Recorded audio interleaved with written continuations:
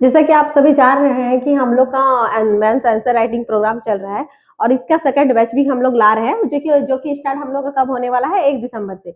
तो आप अगर इस बैच से जुड़ते हैं तो आपको क्या फायदा होगा कि आपका जो सिलेबस है वो लिमिटेड टाइम पे खत्म हो जाएगा। आपको कोई प्रेशर नहीं रहेगा कि हमको कब खत्म करना है, सारा हम लोग के ऊपर लोड रहेगा।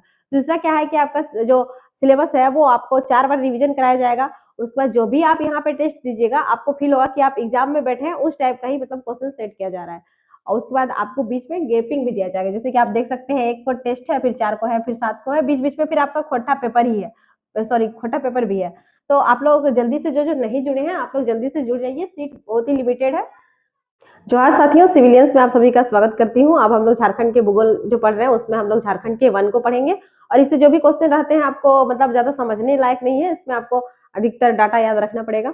तो झारखंड में जो एक वन स्थिति रिपोर्ट आती है हर 2 साल में, भारतीय वन सर्वेक्षण देहरादून के द्वारा प्रकाशित की जाती है। तो हम लोग 2023 की रिपोर्ट के अनुसार देखेंगे कि झारखंड में कितना प्रतिशत वन है और कितना प्रतिशत कितना वर्ग किलोमीटर पर वन फैला हुआ है। इसके अलावा देखेंगे कि इन 2 सालों में 2021 से 23 के बीच में किन किन जिलों में मतलब किसमें ज्यादा बढ़ोतरी हुई है, किस जिले में कमी हुई है और झारखंड की क्या स्थिति है वन, वो सब हम लोग देखने वाले हैं। तो चलिए क्लास को स्टार्ट करते हैं।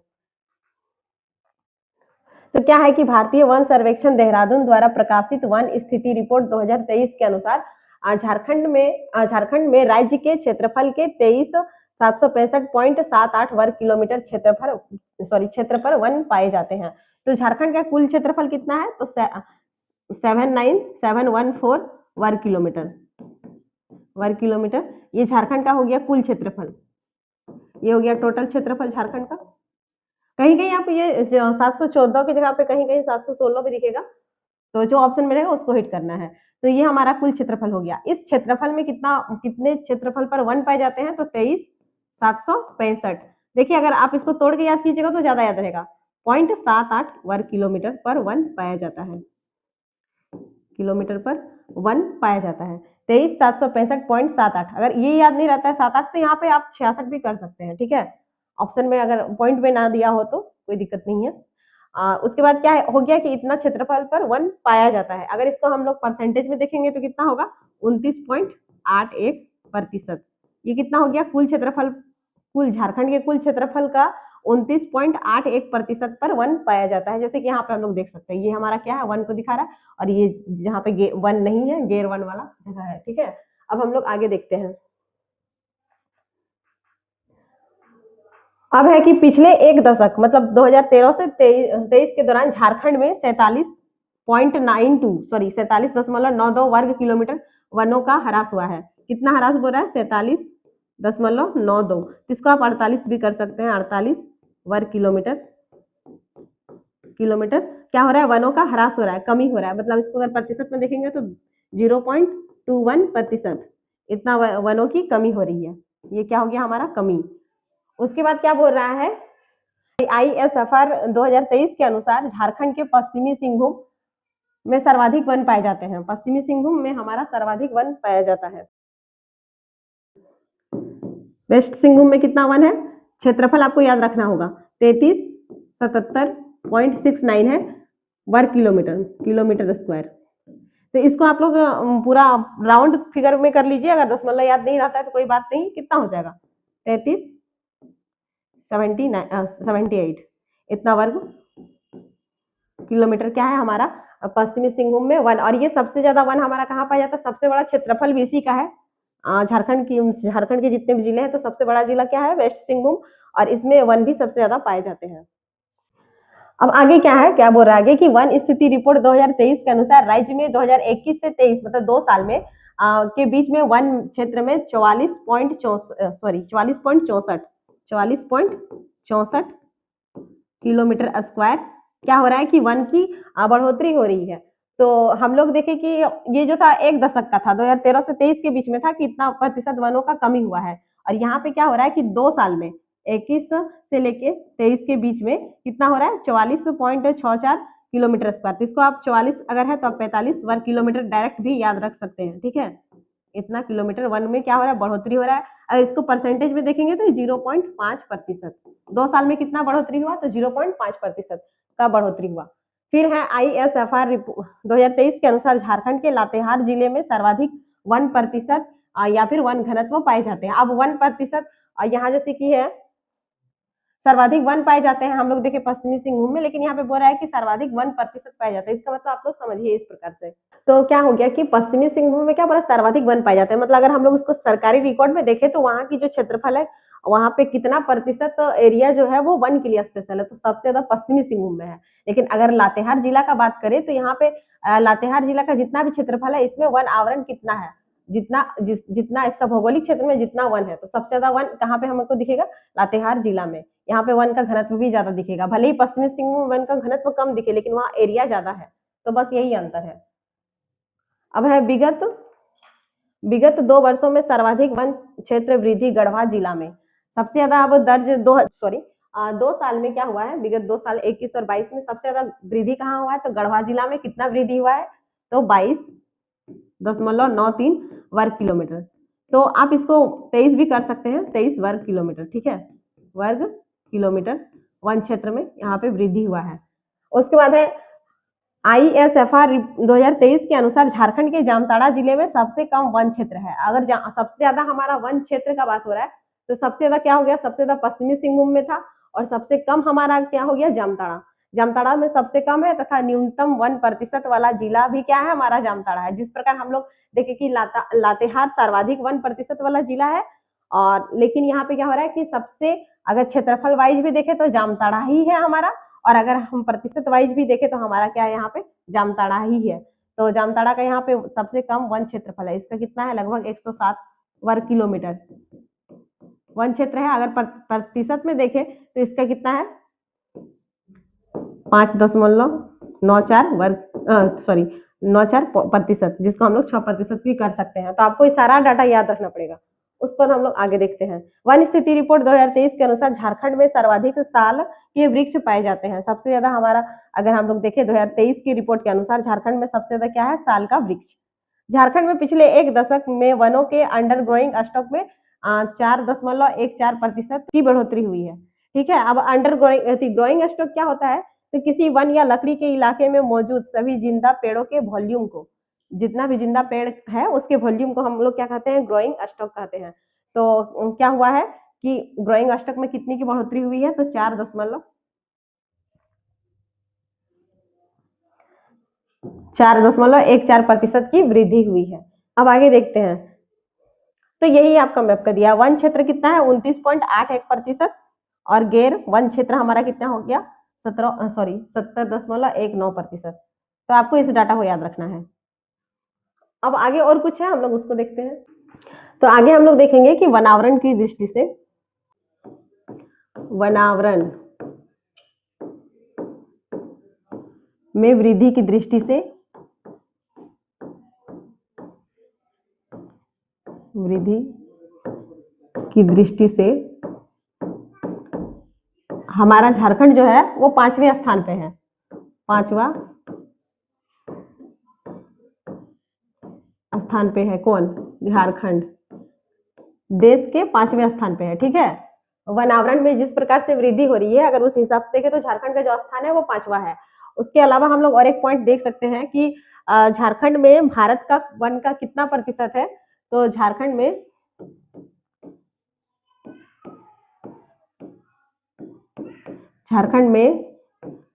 भारत के कुल वन क्षेत्र का झारखंड में कितना विस्तृत है, तो लगभग 3% जो है वो झारखंड में विस्तृत है भारत का। उसके बाद क्या है कि अगर इसको हम लोग देखें वन क्षेत्र विस्तार की दृष्टि से, वन क्षेत्र विस्तार में अगर प्रतिशत की दृष्टि से देखें, प्रतिशत की दृष्टि से, तो झारखंड का जो स्थान है वो 11वां स्थान है, 11वां स्थान है। क्या क्या है हो गया कि वनावरण में वृद्धि की दृष्टि से अगर देखें तो झारखंड का स्थान 5वां हो गया, और झारखंड में भारत के कुल वन क्षेत्र का कितना प्रतिशत विस्तृत है, तो लगभग 3.3% विस्तृत है।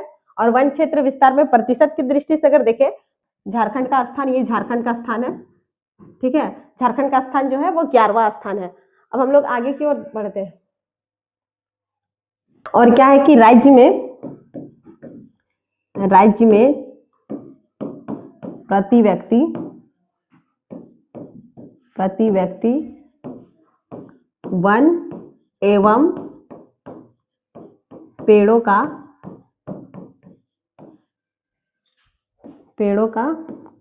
आच्छादन, मतलब ढका हुआ होता है, ठीक है, कितना ढका हुआ है, आच्छादन कितना है, तो 0.017%। ये रिपोर्ट 2021 के अनुसार है, 2021 के अनुसार।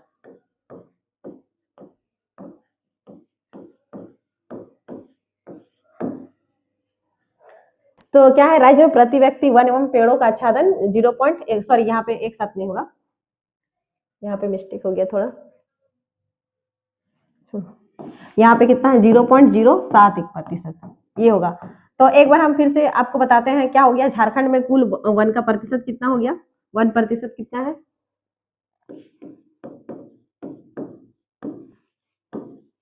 वन प्रतिशत कितना हो गया हमारा, 29.81%। क्योंकि आपको याद रखना है, यही सब पूछता ही एग्जाम में।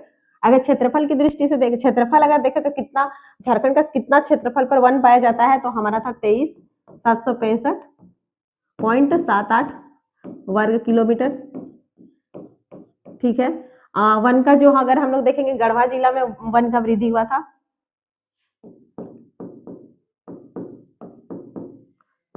वनों में वृद्धि किस जिला में वृद्धि हुआ है, तो गढ़वा में हुआ है, और वो कितना था, लगभग 23 था, 23 वर्ग किलोमीटर, 23% वर्ग किलोमीटर वृद्धि हुई है। उसके बाद हम लोग देखें कि पश्चिमी सिंहभूम में सबसे ज्यादा वन क्षेत्रफल पाया जाता है, पश्चिमी सिंहभूम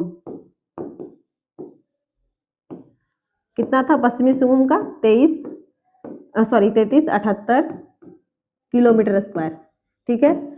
और सबसे कम था, ये सबसे ज्यादा वाला हो गया, आगे और भी टेबल में हम लोग देखेंगे, सबसे ये ज्यादा वाला हो गया, और सबसे कम अगर हम लोग देखें तो सबसे कम वन कहाँ पाया जाता है, जामताड़ा में, जामताड़ा कितना था इसका, 107, लगभग 108 वर्ग किलोमीटर है, ठीक है, वर्ग किलोमीटर। और अगर हम लोग फिर देखें कि प्रतिशत में देखें, सर्वाधिक प्रतिशत वाला जिला तो क्या था हमारा, लातेहार था, सर्वाधिक प्रतिशत वाला क्या था,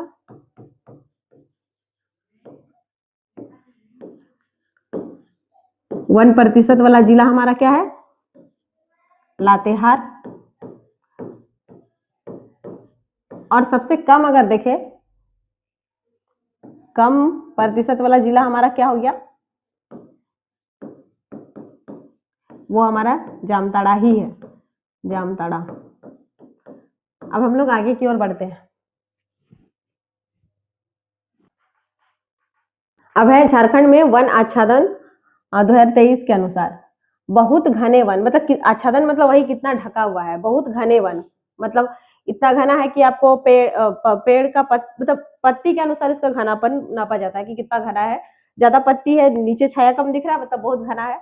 तो वो वन हमारा कितना है झारखंड में, तो ये है 2635.35 वर्ग किलोमीटर। इसको अगर प्रतिशत में याद रखिएगा तो कितना होगा, 3.31%, ठीक है, इसको याद रखना है, दोनों याद रखना है। मध्यम घने वन मतलब इसमें थोड़ा बहुत आपको छाया दिखेगा, अगर जंगल में अंदर गए तो आपको छाया दिखेगा, थोड़ा सॉरी खाली जगह दिखेगा। तो ये कितना है हमारा, 9640.99 वर्ग किलोमीटर, लगभग कितना प्रतिशत है, 12.09%। और खुला वन मतलब पेड़ आपको जहां तहां दिखेगा, पूरा खाली दिखेगा, तो वो हमारा कितना है, 11,489.74 वर्ग किलोमीटर। और इसको अगर हम लोग प्रतिशत में देखें तो कितना हो गया, 14.41%।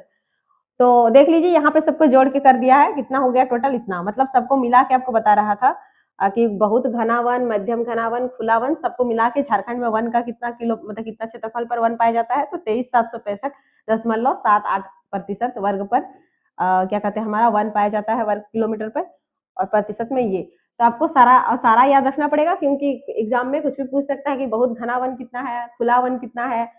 तो आप लोग इसको ध्यान में रखिएगा डाटा को। तो यहाँ पे आप लोग देख सकते हैं, ये 29 वाला हो गया हमारा पूरा, यहाँ से यहाँ तक 29.81%।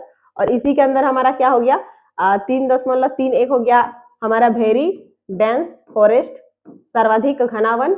उसके बाद इसमें हमारा आता है मध्यम घना वन, ये क्या हो गया MDF। और उसके बाद ये क्या हो गया हमारा, ये जो खुला वन है ओपन फॉरेस्ट। ठीक है, ओपन फॉरेस्ट कितना है 14.41%। तो आपको ये सब डाटा याद रखना है। अब हम लोग आगे की ओर देखते हैं। तो हम लोग क्या देखें कि सबसे ज्यादा वन हमारा कहाँ है, सबसे ज्यादा वन हमारा इसमें है। कितना था इसका क्षेत्रफल, वन क्षेत्रफल बता रहे हैं 3378 वर्ग किलोमीटर। अच्छा, क्या हो गया, सबसे ज्यादा वन हमारा वेस्ट सिंहभूम में है। सबसे कम अगर वन हम लोग देखें तो हमारा कहाँ है, जामताड़ा में। सबसे कम वन हमारा कहाँ हो गया, जामताड़ा में। और अगर हम लोग प्रतिशत वाइज देखें तो सबसे ज्यादा हमारा कहाँ है, लातेहार में। प्रतिशत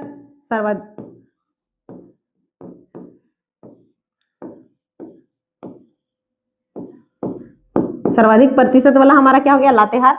और जामताड़ा हमारा सबसे प्रतिशत में भी कम, सबसे क्या हो गया, जामताड़ा ही हो गया। अब हम लोग आगे की ओर बढ़ते हैं।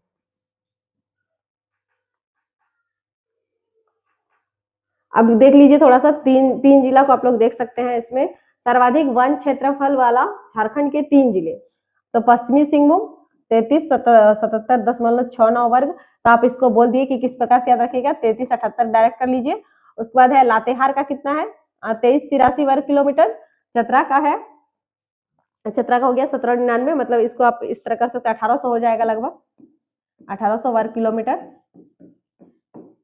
वन। तो आप इसको मैप में भी देख लीजिए, वही लिखा हुआ है। ठीक है, अब हम लोग आगे देखते हैं कि सबसे कम,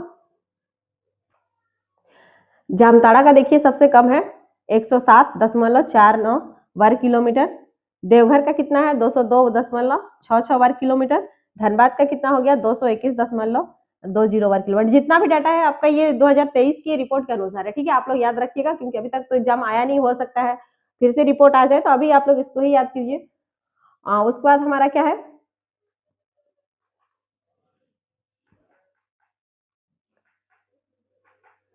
सर्वाधिक 1% वाले, 1% आप लोग को समझ में आ गया। तो इसमें 1% वाला जिला हमारा लातेहार है। कितना प्रतिशत वन यहाँ पे है, तो 55.54% वन हमारा लातेहार में है। ठीक है, जितना बड़ा उसका क्षेत्रफल है उसमें सबसे ज्यादा वन, कितना प्रतिशत इसका भौगोलिक पूरा क्षेत्रफल पे कितना वन है, तो 55.54% वन है। ठीक, फिर उसके बाद हमारा आता है चतरा। तीसरा में आता है हमारा पश्चिमी सिंहभूम। देखिए यहाँ पे प्रतिशत में पश्चिमी सिंहभूम का कम हो गया, जबकि ये तीसरा नंबर पे आ गया, जबकि क्षेत्रफल में ये पहला नंबर पे था। उसके बाद हो गया न्यूनतम 1% वाले। अब सबसे कम 1% वाला देखें तो हम लोग इसमें हमारा क्या है, जामताड़ा। और इसका परसेंटेज कितना हो गया 5.94%, मतलब लगभग 6%। फिर देवघर, फिर हमारा धनबाद। तो आप लोग मैप में देख सकते हैं कहाँ धनबाद है, कहाँ जामताड़ा है, कहाँ देवघर है। अब हम लोग देखते हैं वन क्षेत्र में सर्वाधिक वृद्धि वाले 3 जिले। अभी हम लोग देखें कि सबसे ज्यादा 2 साल में कहाँ वृद्धि हुआ था, तो हमारा गढ़वा था। गढ़वा में क्या हुआ था, कितना वृद्धि हुआ था, तो ये था शायद 22.99, लगभग 23 वर्ग किलोमीटर। ठीक है, वर्ग किलोमीटर वन क्षेत्र में वृद्धि हुआ था। तो क्या हो गया, गढ़वा हो गया। उसके बाद हमारा दूसरा में हो गया पश्चिमी सिंहभूम। पश्चिमी सिंहभूम में कितना वृद्धि हुआ है, तो 14.66 वर्ग किलोमीटर वन में वृद्धि हुआ है, दुमका। उसके बाद पिछले 2 वर्षों में सर्वाधिक वनों का ह्रास चतरा जिला में हुआ है। सबसे ज्यादा वनों में कमी कहाँ देखने को मिला है, तो हमारा चतरा जिला में देखने को मिला है। ये हो गया हमारा गढ़वा, यहाँ पे लगभग 23 वर्ग किलोमीटर पर क्या हुआ है, वन की वृद्धि हुआ है। उसके बाद हमारा है पश्चिमी सिंहभूम, इसमें 14.66 वर्ग किलोमीटर। उसके बाद हमारा दुमका में 11.34 वर्ग किलोमीटर वन की वृद्धि हुई है। और 2 साल में अगर हम लोग देखें तो सबसे ज्यादा ह्रास कहाँ हुआ है, हमारा चतरा जिला में। यहाँ पे वनों का ह्रास हुआ है, लगभग कितना है 15.23 वर्ग किलोमीटर जो क्षेत्र था उसमें वन की कमी आई है। अब है सर्वाधिक अति सघन वाले 3 जिले। सघन वन वाला सबसे ज्यादा सघन वन कहाँ है हमारा, तो 3 जिला सबसे ज्यादा लातेहार में हमें देखने को मिलेगा सघन वन, सबसे ज्यादा घनत्व वहीं का था। उसके बाद हमारा आएगा पश्चिमी सिंहभूम, उसके बाद हमारा गुमला, उसके बाद क्या है कि देवघर, दुमका, धनबाद एवं जामताड़ा जिला में अति सघन वन मौजूद नहीं है।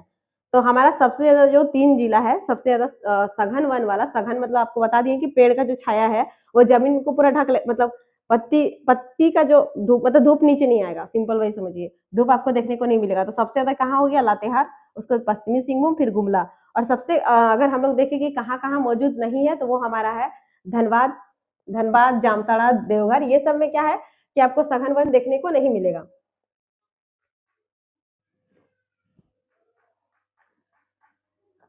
अब आते हैं हम लोग झारखंड में रिकॉर्डेड वनों की श्रेणियां। तो हम लोग देखेंगे रिकॉर्डेड वन मतलब ये सरकार के रिकॉर्ड में है कितना वन है। तो अगर रिकॉर्डेड वन देखेंगे तो कितना है टोटल, इसका क्षेत्रफल कितना है, तो 25,118 वर्ग किलोमीटर हमारा क्या है, रिकॉर्डेड वन है, किलोमीटर वर्ग किलोमीटर, ठीक है। परसेंटेज में हमारा कितना हो रहा है, 31.51%, इतना क्या है हमारा रिकॉर्डेड वन है। इतना समझ में आ गया। अब हम लोग देखते हैं कि रिकॉर्डेड वन में 3 टाइप का वन देखिएगा आप, संरक्षित वन, आरक्षित वन और एक हमारा दिखेगा अवर्गीकृत वन, ठीक है। तो हम लोग सबसे पहले संरक्षित वन को देखते हैं। तो संरक्षित वन किस तरह का, इसको प्रोटेक्टेड, अब नाम से समझ में आ रहा है प्रोटेक्ट किया हुआ है। वैसे वन जिसमें मनुष्य, आपको इसको लाइन को भी याद रखना पड़ेगा क्योंकि एग्जाम में कहीं कभी कभी इससे भी पूछ मतलब क्वेश्चन दे देता है, संरक्षित वन किस टाइप का होता है, और ऑप्शन आपका 4 गो रहेगा। अब वो 4 पे यही लाइन से रहता है, ठीक है। तो वैसे वन जिसमें मनुष्य को अपने पशुओं को चराने एवं लकड़ी काटने की इजाजत होती है। प्रोटेक्टेड वन फॉरेस्ट कैसा फॉरेस्ट हो गया कि वैसा फॉरेस्ट जिसमें मनुष्य को अपने पशुओं को चराने, लकड़ी काटने का इजाजत होता है, लेकिन उन पर कड़ी निगरानी रखी जाती है ताकि वनों को हानि ना पहुंचे। केवल उनको क्या किया जाता है, पशु चराओ आराम से और लकड़ी काट लो, लेकिन उस पर निगरानी भी रखा जाता है कि कहीं लोग वन को हानि ना पहुंचाए। बिना अनुमति के सभी प्रकार की गतिविधियों पर प्रतिबंध होता है। आप इसमें आपको अनुमति लेना पड़ेगा, बिना अनुमति के आपको जितनी भी गतिविधि हो उसमें इसमें प्रतिबंध लगा के रहता है, प्रोटेक्ट किया हुआ है मतलब एक तरफ से। सुरक्षित वन का क्षेत्रफल अगर हम लोग देखें तो कितना है, 17,812.28 वर्ग किलोमीटर, ठीक है। परसेंटेज में ये कितना हो रहा है हमारा, 81.28%, ये हमारा क्या हो गया, संरक्षित वन का प्रतिशत है, इसको आप ध्यान में रखिएगा। संरक्षित वनों का सर्वाधिक विस्तार हम लोग देखेंगे लातेहार, हजारीबाग, गढ़वा, पलामू, रांची में है। और हम लोग अगर देखें तो संरक्षित वन हमारा कौन सा जिला में सबसे ज्यादा मिलेगा आपको, तो लातेहार में मिलेगा, हजारीबाग, गढ़वा, पलामू, रांची। तो क्या हो गया, संरक्षित वन वैसा वन जिसमें आपको बिना अनुमति के जो भी किसी प्रकार की गतिविधि करने पर उसमें क्या होगा, प्रतिबंध होगा। आप उसमें पशु चरा सकते हैं, आप उसमें लकड़ी काट सकते हैं, लेकिन अनुमति से, और वो भी मतलब निगरानी में उन लोग का कि कहीं आप लोग जंगल को हानि ना पहुंचा रहे हैं। तो ये हमारा क्या हो गया, संरक्षित वन। तो सबसे ज्यादा संरक्षित वन हमारा क्या कहाँ कहाँ हो गया, लातेहार, हजारीबाग, फिर गढ़वा, फिर हमारा रांची, पलामू और रांची, इसमें हमारा क्या हो गया, ये यहाँ पे आप संरक्षित वन देखने को आपको मिलेगा। अब हम लोग आगे की ओर चलते हैं। अब हमारा क्या रहेगा, आरक्षित वन, रिजर्व्ड फॉरेस्ट, ठीक है। ये आरक्षित है, रिजर्व्ड है। तो वैसे वन जिसमें मनुष्य को अपने पशुओं को चराने एवं लकड़ी काटने की इजाजत नहीं होती है। संरक्षित वन में लकड़ी काटने और पशु चराने की इजाजत होती है, लेकिन आरक्षित वन में आपको इजाजत नहीं मिलेगी क्योंकि इन वनों को पूर्णतः सरकारी संपत्ति माना जाता है। और ये आरक्षित वन जो है ये पूर्णतः सरकारी संपत्ति माना जाता है। राज्य का सबसे बड़ा संरक्षित आरक्षित होगा। आरक्षित वन क्षेत्र पोरहाट एवं कोल्हान आरक्षित आरक्षित वन क्षेत्र है, ठीक है। राज्य का अगर हम लोग देखें तो सबसे बड़ा आरक्षित वन क्षेत्र आपको कहाँ मिलेगा, पोरहाट, कोल्हान, ठीक है। यहाँ पे आरक्षित वनों का क्षेत्रफल लगभग 44,47.2 वर्ग किलोमीटर है, 4,427 वर्ग किलोमीटर, ठीक है। और अगर इसको हम लोग परसेंटेज में देखें तो कितना हो गया, 18.58%, जबकि हमारा संरक्षित वन कितना था, 81.28%। ये हमारा संरक्षित वन था, संरक्षित वन, संरक्षित वन, ठीक है। और आरक्षित वन हमारा कितना हो गया, 18.58% और ये हमारा कहाँ है, ये वन पश्चिम सिंहभूम, क्योंकि ये बोल क्या रहा है, पोरहाट और कोल्हान, तो हमारा कोल्हान परमंडल तो किसमें, पश्चिमी 3 जिला आता है, इसीलिए। फिर हमारा क्या हो गया, पश्चिम सिंहभूम का सारंडा वाला क्षेत्र और लातेहार में ये है। लातेहार में हमारा संरक्षित वन भी है। अच्छा, यहाँ पे 44 नहीं होगा, सॉरी 44 ही होगा, उल्टा लिख दिए थे, वर्ग किलोमीटर है। तो आप लोग देख सकते हैं ये हमारा कहाँ है, आरक्षित वन वेस्ट सिंहभूम और लातेहार पे आपको देखने को मिलेगा। अब आगे हम लोग आते हैं अवर्गीकृत वन में। अवर्गीकृत मतलब अनक्लासिफाइड, इसको कोई किसी वर्ग में नहीं रखा गया है, ठीक है। वैसे वन जो वर्गीकृत ना हो अर्थात स्वतंत्र वन है, ये स्वतंत्र है। इन वनों में पशुओं को चराने एवं लकड़ी काटने के लिए सरकार की ओर से कोई प्रतिबंध नहीं होता है, लेकिन सरकार इसके लिए शुल्क वसूलती है। संरक्षित वन में क्या हो गया कि आपको जितनी उसमें आपको पशु चराने और लकड़ी काटने की इजाजत होगी, लेकिन निगरानी पे और बाकी अगर गतिविधि आप करना चाहते हैं तो उसके लिए आपको अनुमति लेनी पड़ेगी। वो हो गया हमारा संरक्षित वन। और संरक्षित वन कितना है, लगभग 81.28% है हमारा झारखंड में। और ये हमारा किस किस जिला में था, लातेहार, हजारीबाग, गुमला, इन सब जिला में है। उसके बाद हम लोग देखें कि आरक्षित वन। आरक्षित वन में क्या है कि इसमें आपको आरक्षित है, उसमें आप सरकारी संपत्ति माना जाता है, उसमें आपको कुछ भी नहीं कर सकते, ना लकड़ी चला सॉरी ना पशु चला सकते हैं, ना लकड़ी काट सकते हैं। और उसके बाद आता है हमारा अवर्गीकृत वन जो कि स्वतंत्र है। इसमें आप जो कर सकते हैं, पशु चराइए, लकड़ी काटिए, लेकिन इसके लिए आपको सरकार को शुल्क देनी पड़ेगी, ठीक है। ये वन लगभग 1696 वर्ग किलोमीटर, लगभग कितना प्रतिशत हो रहा है, 0.14% भूभाग पर है। अवर्गीकृत वनों की दृष्टि से साहेबगंज का झारखंड में प्रथम स्थान है। और सबसे ज्यादा अगर हम लोग देखें कि अवर्गीकृत वन हमारा कहाँ है, तो हमारा कौन सा जिला है, साहेबगंज जिला है। ये हमारा जो है साहेबगंज, ये हमारा अवर्गीकृत वन यहाँ पे सबसे ज्यादा आपको मतलब ये पहला स्थान रखता है। इसके बाद हमारा आता है पश्चिम सिंहभूम, दुमका, हजारीबाग, पलामू, गुमला का स्थान आता है। तो जो हम लोग तब से देख रहे हैं, ये जो पश्चिम सिंहभूम है, ये दोनों तीनों में आ रहा है। ये हमारा किस में है, आरक्षित में, और ये हमारा अवर्गीकृत में, और सब ये पहला नंबर पे आता है। उसके बाद हमारा क्या है, दुमका है, हजारीबाग है, गुमला है, पलामू है, ये सब इन सब जिलों में क्या है, आपको अवर्गीकृत वन देखने को मिलेगा। अब हम लोग थोड़ा सा जनजातीय वन के बारे में भी थोड़ा सा देख लेते हैं, उसके बाद हम लोग वनों का वर्गीकरण को देखेंगे। तो जनजातीय जिलों में हम लोग अगर देखेंगे तो पहले हम लोग जान लेते हैं कि झारखंड में कितना जनजातीय जिला है। तो 17 जनजातीय जिला है, ठीक है, जनजातीय जिला। 17 जनजातीय जिला क्या क्या है हमारा, तो सबसे पहले संथाल परगना का पूरा आ जाएगा, 6 जिला आपका, साहेबगोड्डा, साहेबगंज, पाकुड़, दुमका, देवघर, जामताड़ा, ठीक है। ये हमारा संथाल परगना वाला एरिया हो गया, जनजातीय जिला में शामिल है। 17 बोला है। उसके बाद हमारा क्या है कि गढ़वा है, पलामू, लातेहार, सॉरी गढ़वा, पलामू, लातेहार, ये तीनों कितना हो गया, 6 3 9। उसके बाद हमारा आ जाता है ये दक्षिणी छोटा नागपुर का रांची, लोहारदगा, गुमला, सिमडेगा, खूंटी, ये सब भी क्या हो गया हमारा जनजातीय जिला। और ये हमारा पूरा कोल्हान, मतलब आपका उत्तरी छोटा नागपुर छोड़ के बाकी जितना जिला है सारा हमारा क्या हो जा रहा है, हमारा जनजातीय जिला। तो 17 जनजातीय जिला आप लोग देख लिए क्या क्या। अब इस पे हम लोग देखेंगे कि वन कितना है, जनजातीय जिला में वन कितना है और इसका क्षेत्रफल कितना है, जनजातीय जिला का टोटल क्षेत्रफल। तो इन 17 जनजातीय जिलों का जो कुल क्षेत्रफल है हम लोग देखें तो इसका हमारा क्षेत्रफल, कुल क्षेत्रफल हमारा कितना है, 58,600, यहाँ लिखते हैं जनजातीय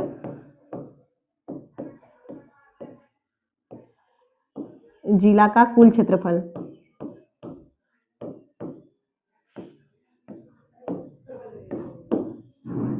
कुल क्षेत्रफल हमारा क्या हो रहा है, 58,677 किलोमीटर स्क्वायर, ठीक है।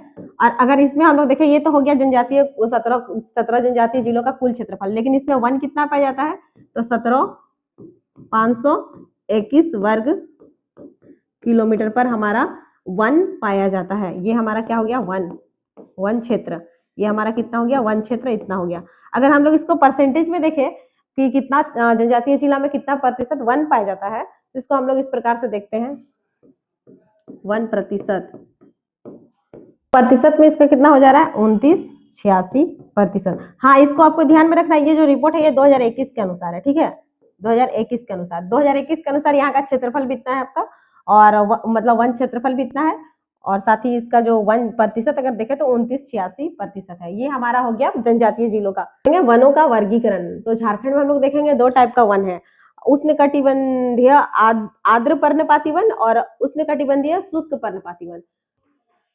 ये वन झारखंड के उन भागों में पाए जाते हैं जहां वार्षिक वर्षा का औसत 1200 मिलीमीटर से अधिक है।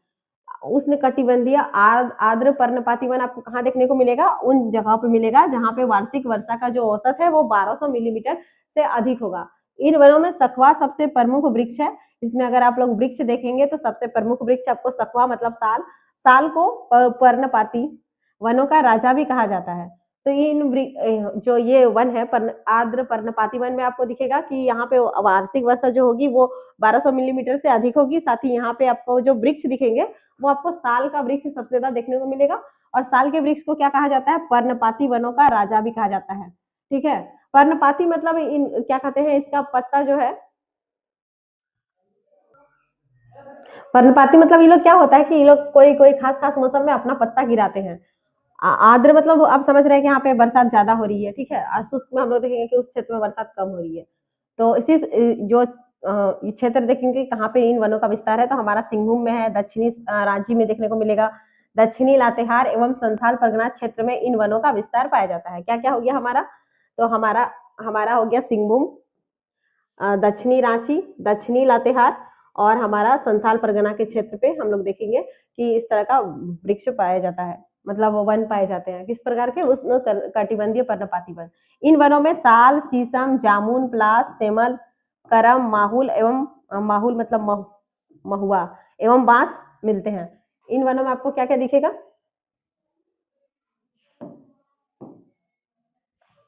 इन वनों में आपको साल का पेड़ दिखेगा, शीशम का पेड़, जामुन, पलास, सेमल, करम, महुआ एवं बांस के पेड़ आपको यहाँ पे ज्यादा देखने को मिलेगा। इन क्षेत्रों की जलवायु सागरीय प्रभावित है। और यहाँ की जो जलवायु है सागरीय प्रभावित है। हम लोग देखे थे कि इधर जो है बंगाल की खाड़ी से इधर से क्या होता है कि जलवायु प्रभावित होती है, वहां से नमी आती है जिसके कारण यहाँ ज्यादा वर्षा होती है और इन क्षेत्रों में जम के वर्षा होती है। राज्य के 2.66% भूभाग पर उष्ण कटिबंधीय आर्द्र पर्णपाती पर्णपाती वन प्रदेश के अंतर्गत आते हैं। और अगर हम लोग देखें तो कितना प्रतिशत है इसका?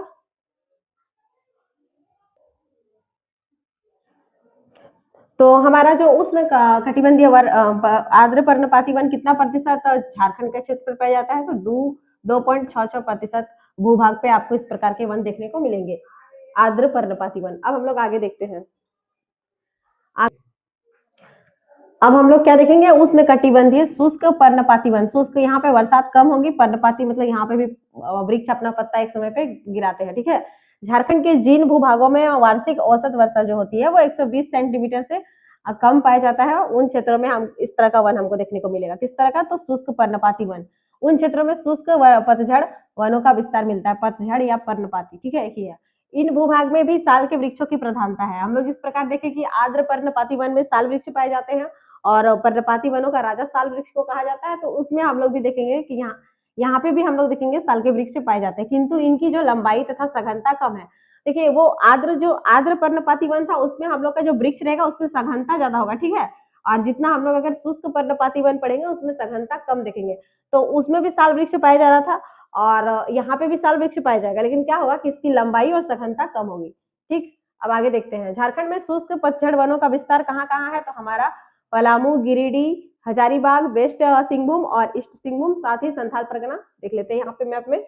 पलामू हो गया हमारा, हजारीबाग हो गया, गिरिडीह, धनबाद, वेस्ट सिंहभूम, ईस्ट सिंहभूम और साथ ही हमारा पूरा संथाल परगना, ठीक है। यहाँ पे हमारा किस प्रकार का वन देखने को मिलेगा? उष्णकटिबंधीय शुष्क पर्णपाती वन।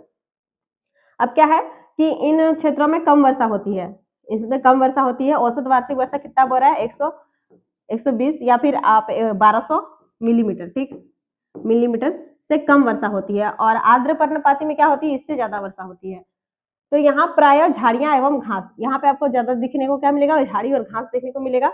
इस क्षेत्र में साल, अमलतास, सेमल, महुआ एवं शीशम के पेड़ मिलते हैं। इनकी गुणवत्ता अपेक्षाकृत निम्न होती है और यहाँ पे जो भी पेड़ मिलेगा आपको उसका गुणवत्ता जो है वो आर्द्र पर्णपाती वन के वृक्ष की तुलना में इसकी गुणवत्ता कम होगी।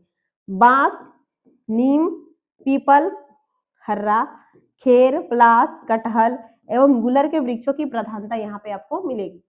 तो हो गया, क्या हो गया? शुष्क पर्णपाती वन ऐसा वन उन क्षेत्रों पे पाया जाएगा जहां पे औसत वार्षिक वर्षा जो है वो 120 सेंटीमीटर से कम होगी। अब आगे देखते हैं हम लोग। राज्य में 93.25% भूभाग पर उष्ण कटिबंधीय शुष्क पर्णपाती वन पाए जाते हैं। हम लोग क्या देखे, आर्द्र पर्णपाती वन कितना था, 2.66% वन पाए जाते हैं। ये क्या था, आर्द्र पर्णपाती। और यही हमारा अभी ये कितना है, शुष्क पर्णपाती वन हमारा कितना है, 93.25।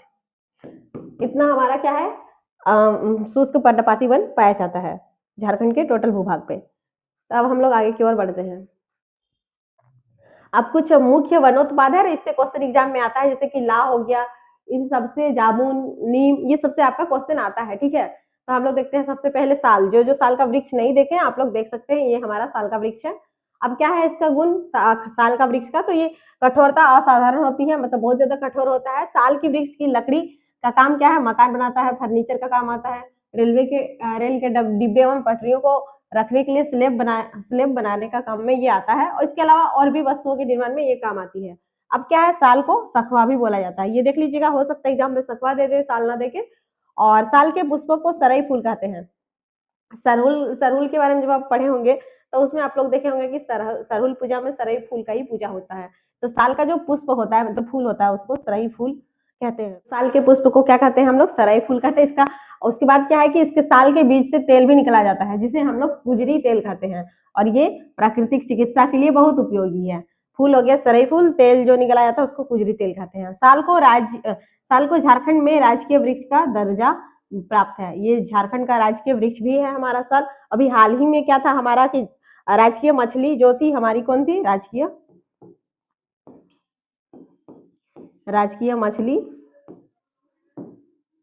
मछली, तो वो हमारा क्या था, मागुर मछली। इसको राजकीय मछली का भी दर्जा दिया गया है। ठीक है, और राजकीय वृक्ष हमारा क्या हो गया, साल हो गया। अब आगे की ओर देखते हैं। अब हमारा है शीशम। ये जो दिख रहा है आपको इमेज में, ये शीशम का पेड़ है। हाँ, तो शीशम की लकड़ी काफी मजबूत होती है। इसकी जो लकड़ी है शीशम की, वो बहुत ज्यादा मजबूत होती है। और इसका प्रयोग हम लोग फर्नीचर, जैसे कि अलमारी, पलंग, हाँ अलमारी, ये सब बनाने में हम लोग करते हैं। अब आगे देखते हैं। उसके बाद हमारा आता है महुआ। ये जो पेड़ आपको दिख रहा है, ये महुआ का पेड़ है। ठीक है, जो नहीं देखे देख लीजिए। अब महुआ क्या है कि ये झारखंड का सर्वाधिक उपयोगी वृक्ष है, क्योंकि इसका फल फूल सबका यूज होता है। क्योंकि लकड़ी, फूल, फल, बीज सभी उपयोगी होते हैं। इसकी लकड़ी काफी मजबूत होती है और ये पानी पाकर भी जल्दी नहीं सड़ती है। इसका लकड़ी जो होती है काफी मजबूत होती है, पानी पड़ने से भी वो सड़ेगी नहीं। ठीक है, इसलिए इसका प्रयोग क्या किया जाता है, लकड़ी के दरवाजे एवं खंभे बनाए जाते हैं। जो हम लोग का घर का जो दरवाजा होता है, ये हम लोग अधिकतर किसका बनाते हैं, महुआ का बनाते हैं। और इसका महुआ हम लोगों के लिए, झारखंड के लिए उपयोगी वृक्ष है, क्योंकि इसका सभी हम लोग यूज में आ जाता है। और क्या है, इसका फूल से हम लोग क्या करते हैं, देसी शराब बनाते हैं। इसके फल को बतौर सब्जी खाया जाता है और इसके बीज से तेल निकाला जाता है। फूल से शराब बनता है, फल को खाते हैं और इसका बीज से तेल बनाया जाता है। अब आता है सागौन, जिसको टिक कहते हैं। सागौन, ये वाला जो दिख रहा है, ये पेड़ हमारा क्या है, सागौन का है, ये इमेज। और इसकी लकड़ी बहुत ही मजबूत और सुंदर होती है। उपयोग इसका क्या है, फर्नीचर बनाने में, रेल के डिब्बे बनाने में और हवाई जहाज आदि में इसका प्रयोग किया जाता है। अब है सेमल। ये जो पेड़ दिख रहा है आपको, ये इमेज में, वो हमारा क्या है, सेमल। सेमल का जो रुई होती है, वो इसकी लकड़ी हल्की मुलायम व सफेद होती है। जिस तरह हमको दिख रहा है इसका मुलायम होगा, आप देख के नहीं पता चलेगा, लेकिन सफेद हमको दिख रही। ठीक है, उपयोग इसका क्या होता है, पैकिंग के लिए बनाए जाने वाले पेटियों में इसका प्रयोग किया जाता है, तख्तियां बनाने में किया जाता है, खिलौने बनाने में आदि मतलब खिलौने बनाने में भी इसका प्रयोग किया जाता है। सेमल की रुई का व्यापक उपयोग होता है। ये जो फूल दिख रहा है, इसमें रुई बनता है और इसका बहुत ज्यादा ही यूज किया जाता है। जैसे कि तकिया वगैरह, ये सब आप लोग देखिएगा कि सेमल का रुई का ही बनाता है अधिकतर। फिर है गम्हार। ये जो पेड़ है, ये हमारा क्या हो गया, गम्हार हो गया। इसकी लकड़ी हल्की, मुलायम व चिकनी होने के साथ साथ काफी टिकाऊ होती है। मुलायम भी है, हल्की भी है, लेकिन ये क्या कहते हैं, टिकाऊ भी है। लकड़ियों पर नक्काशी, मतलब डिजाइन वगैरह करने के लिए ये काफी सबसे अधिक उपयोगी लकड़ी है। इसका उपयोग हम लोग फर्नीचर आदि बनाने में करते हैं। मतलब अगर आपको कोई डिजाइन वगैरह बनाना है तो आप गम्हार की लकड़ी का ही यूज करता है ज्यादातर बढ़ई लोग। उसके बाद हम लोग का क्या है, आम क्या है, इसकी लकड़ी सस्ती और सुलभ होती है, आराम से मिल जाती है। दरवाजा, घर की खिड़की एवं अन्य फर्नीचर बनाने में उपयोगी है।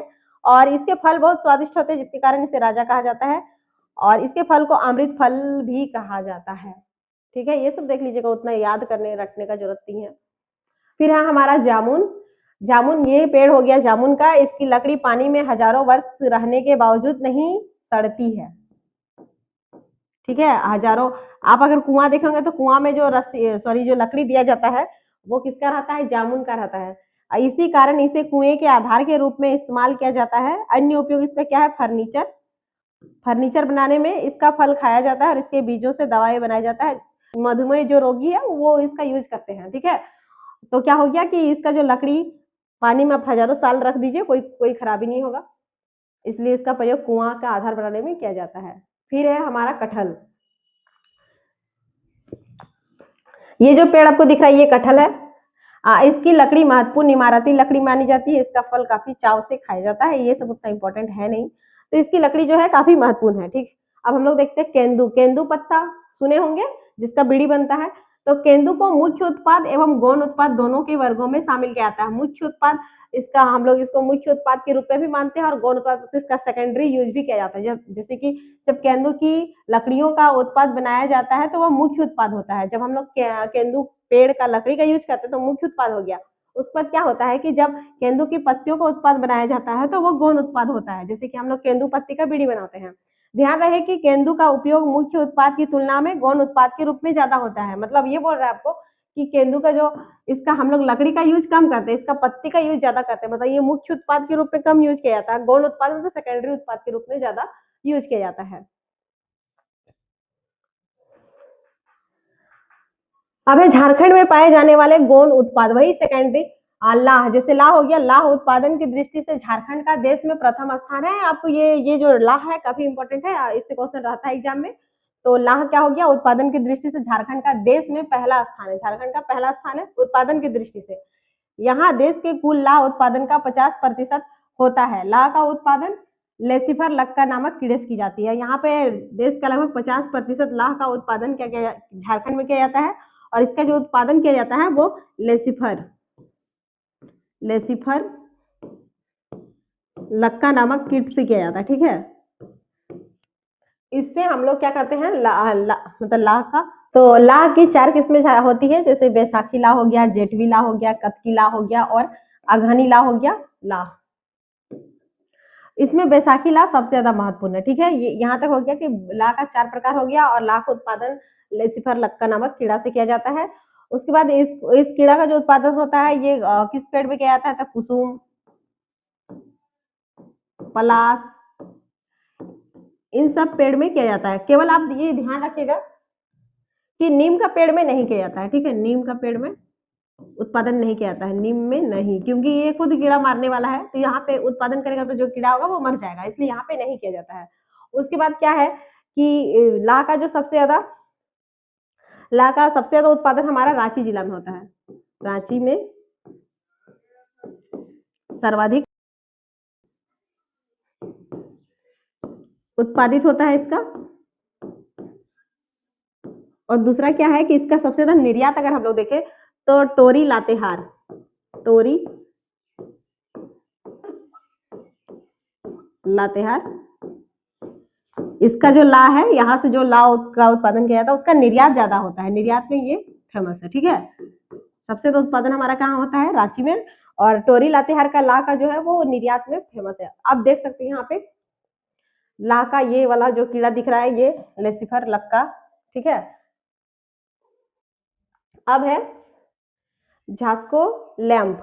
ठीक है, ये झारखंड द्वारा प्रायोजित एक शीर्ष संस्था है जो ला उत्पाद को बढ़ावा देता है। ये एक संस्था है जो ला के उत्पादन को बढ़ावा देता है। ये झारखंड में ला से संबंधित उत्पादों की सबसे बड़ी चैनलाइजिंग एजेंसी में से एक है, और ये एजेंसी है ला से संबंधित। इसका मुख्यालय कहाँ है, रांची है। यह गुणवत्ता में उत्कृष्टता के लिए प्रतिबद्ध है। यह ला उत्पादकों द्वारा ला उत्पादकों के लिए एक संगठन है।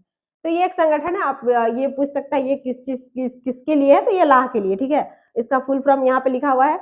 इसके बाद हम लोग देखेंगे कि लाह के लिए क्या है कि रांची में 1924 में क्या होता है, भारतीय लाह अनुसंधान केंद्र की स्थापना की जाती है। 1924 में भारतीय लाह अनुसंधान केंद्र की स्थापना कहाँ? नामकुम रांची, नामकुम रांची में की जाती है। उसके बाद इसका नाम को चेंज किया जाता है। इसका नाम चेंज करके क्या किया जाता है? नाम चेंज होता है। नाम चेंज होने के बाद क्या हो जाता है इसका नाम? 2007 में इसका नाम चेंज कर दिया जाता है। नाम क्या हो जाता है? भारतीय, नीचे लिखते हैं, यहाँ हटेगा नहीं, क्या नाम हो जाता है? भारतीय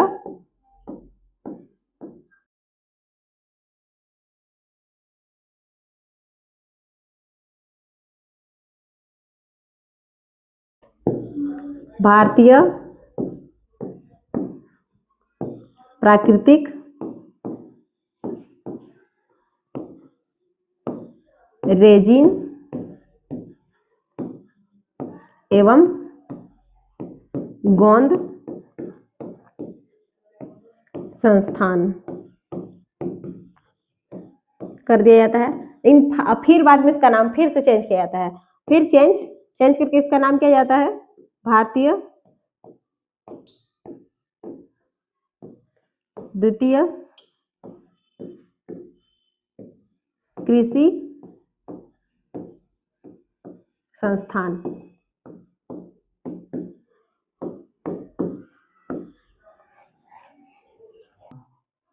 यहाँ 7 छूट गया है, 7 में इसका नाम, फिर इसका नाम चेंज होकर क्या हो जाता है? भारतीय द्वितीयक कृषि संस्थान। पहले इसका नाम रहता है 1924 में इसकी स्थापना की जाती है लाभ पर अनुसंधान के लिए, तो इसका नाम रहता है भारतीय लाह अनुसंधान केंद्र। ये स्थापना होती है नामकुम रांची में। फिर क्या होता है? 2007 में इसका नाम चेंज करके भारतीय प्राकृतिक रेजिन एवं गोंद संस्थान कर दिया जाता है। और फिर पुनः इसका नाम चेंज करके अभी वर्तमान में क्या है? भारतीय द्वितीयक कृषि संस्थान। और क्या था यहाँ पे कि इसका अब लाह का क्या यूज किया जाता है? तो लाह की चूड़ियां बनती है, उसका लिपस्टिक वगैरह बनता है, ठीक है। तो अधिकतर चूड़ी बनाने में इसका यूज किया जाता है। अब हम लोग अब क्या है, लाह लाह का एक देख लीजिए, यहाँ पे छूटा है। लाह का एक मतलब लक्ष्य होता है। लक्ष्य संस्कृत शब्द है, इसी से लाह बना है। कितना हो गया? अब हम लोग आगे की ओर चलते हैं। अब हमारा केंदू पत्ता तो हम लोग देख लिए। केंदू पत्ता गौण उत्पाद है, क्योंकि इसका केंदू पेड़ का जो वृक्ष होता है उसका अगर उत्पाद हम लोग बनाते तो वो मुख्य उत्पाद में था, और उसका पत्ता का यूज करते था वो हमारा सेकेंडरी उत्पाद बनता है। केंदू पत्ता को गौण उत्पाद के में महत्वपूर्ण स्थान प्राप्त है, क्योंकि यह झारखंड राज्य के राजस्व का एक महत्वपूर्ण हिस्सा है, क्योंकि इससे बीड़ी बनाया जाता है। और बीड़ी बनाने से क्या होता है? राजस्व की मतलब बेचने से राजस्व की प्राप्ति होती है। केंदू पत्ता से बीड़ी एवं तंबाकू के मिश्रण बनाए जाते हैं। केंदू पत्ता से बीड़ी और तंबाकू बनाए जाते हैं, ठीक है, मिश्रण बनाए जाते हैं। और क्या होता है कि जो इसके संग्राहक है उसको उचित मजदूरी दिलाने के लिए झारखंड राज्य केंदू पत्ता नीति 2015 को अधिसूचित किया गया है। अधिसूचित,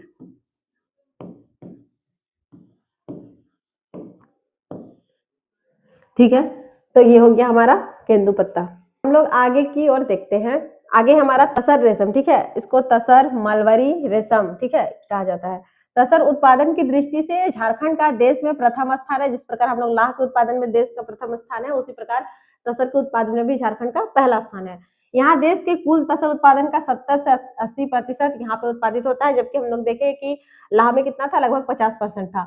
रेशम के उत्पादन में साल, अर्जुन, आसन, शहतूत आदि वृक्षों की आवश्यकता होती है। जिस प्रकार लाह के लिए हम लोग देखें कि कुसुम, पलाश, ये सब पेड़ों की आवश्यकता होती है, तो उस प्रकार हम लोग रेशम के कीड़ों को पालने के लिए किसका यूज करते हैं? साल, अर्जुन, आसन, शहतूत आदि वृक्षों की आवश्यकता होती है। जो झारखंड के वनों में बहुआयात मिलते हैं, बहुत ज्यादा हम लोग को झारखंड के वन में हम लोग को ये पेड़ मिल जाते हैं। तसर रेशम के कीड़ों की प्रजाति का नाम डाबा है। इसका जो हम लोग देखें कि लाह का जो कीड़ा था उसका क्या नाम था? लेसिफर लक्का। तो इसका क्या है? रेशम के कीड़ों की प्रजाति का नाम डाबा है। इनका जीवन सामान्यतः 2 माह का होता है, और ये 2 माह तक ही जीवित रहता है। देख सकते हैं ये वाला, ये जो दिख रहा है ये डाबा है। और इसका जो जीवन काल है ये 2 माह का होता है। राज्य की राजधानी रांची के नगरी में, रांची के नामकुम में लाह अनुसंधान केंद्र था, तो यहाँ पे हमारा रांची के नगरी में क्या है, भारत सरकार द्वारा तसर अनुसंधान केंद्र की स्थापना की गई है। झारखंड राज्य में तसर रेशम उत्पादन का प्रमुख केंद्र पूर्वी सिंहभूम है हमारा, पश्चिमी सिंहभूम तथा सरायकेला खरसावां, मतलब आप कोल्हान प्रमंडल को याद रख सकते हैं तसर उत्पादन के लिए। इसके अतिरिक्त दुमका में भी किया जाता है, पाकुड़ में किया जाता है, गोड्डा, साहेबगंज, गिरिडीह, इन सब में, धनबाद, पलामू, लातेहार, ये हमारा गढ़वा है, व सिमडेगा, आज ये सिमडेगा जिलों में इसका उत्पादन किया जाता है। अब आगे देखते हैं, रेशम आधारित उत्पादों के विकास हेतु सन 2006 में राज्य सरकार द्वारा झारखंड सिल्क टेक्सटाइल एवं हैंडीक्राफ्ट डेवलपमेंट कॉर्पोरेशन झारक्राफ्ट का गठन किया गया। तो झारक्राफ्ट का गठन कब किया गया हमारा, 2006 में। झारक्राफ्ट, इसका गठन कब किया जाता है, 2006 में। 2006 में इसका गठन किया जाता है, किस लिए, रेशम आधारित उत्पादों के विकास हेतु। तो आपको ये डेट याद रखना होगा। उसके बाद हमारा आता है बांस। बांस क्या है, गौण उत्पाद में बांस का अपना अलग महत्व है, क्योंकि कई आदिवासी एवं अनुसूचित जातियां बांस द्वारा खेती गृहस्थी एवं घरेलू उपयोग के सामान तैयार कर सीधे बाजार में बेचकर जीविकापार्जन करते हैं। तो जैसे हम लोग देखे थे माहली जनजाति, जो पढ़ेंगे आगे या फिर पढ़ चुके हैं, तो उसमें हम लोग क्या देखेंगे कि माहली जनजाति जो है वो बांस का कार्य करती है। तो वही लिखा है कि कई आदिवासी व अनुसूचित जातियां बांस द्वारा खेती गृहस्थी, बांस से क्या बनाया जाता है, टोकरी, सूप वगैरह बनाया जाता है। व्यापारिक स्तर पर इसका उपयोग घर बनाने, व्यापारिक स्तर पर अगर हम लोग देखें तो इसका उपयोग हम लोग घर बनाने के लिए भी करते हैं, कागज बनाने के लिए भी किया जाता है, और टेंट हाउस चलाने आदि, जैसे कि टेंट हाउस, पंडाल वगैरह में हम लोग देखते हैं बांस का उपयोग होता है बहुत ज्यादा।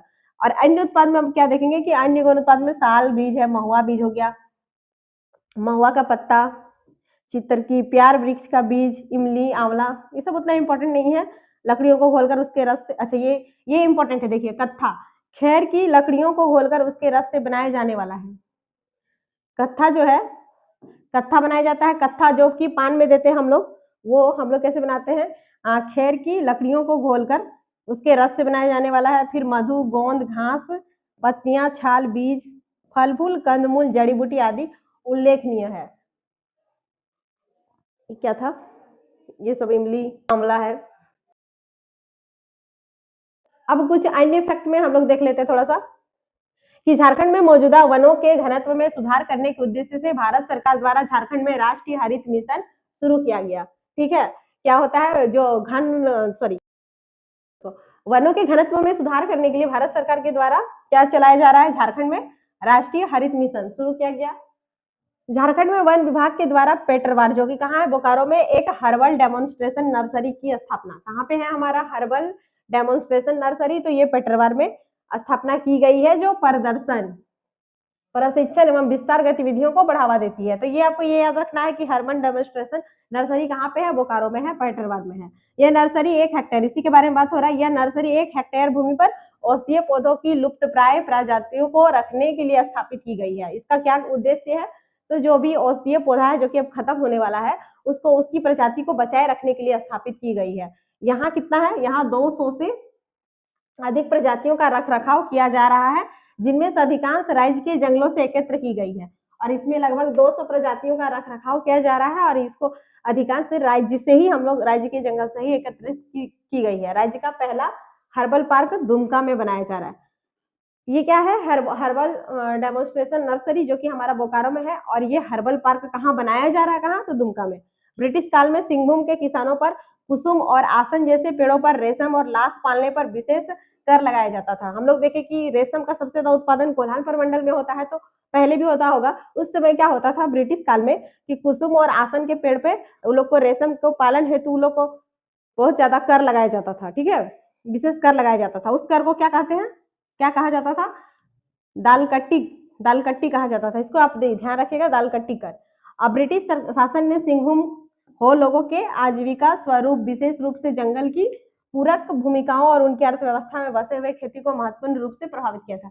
और हो लोग जो थे वो अपने आजीविका के लिए वनों पर डिपेंडेंट थे, और वो लोग, ब्रिटिश लोग, उनकी अर्थव्यवस्था को बहुत ज्यादा प्रभावित किए थे। तो इस प्रकार से ये जो हमारा चैप्टर है वो समाप्त होता है।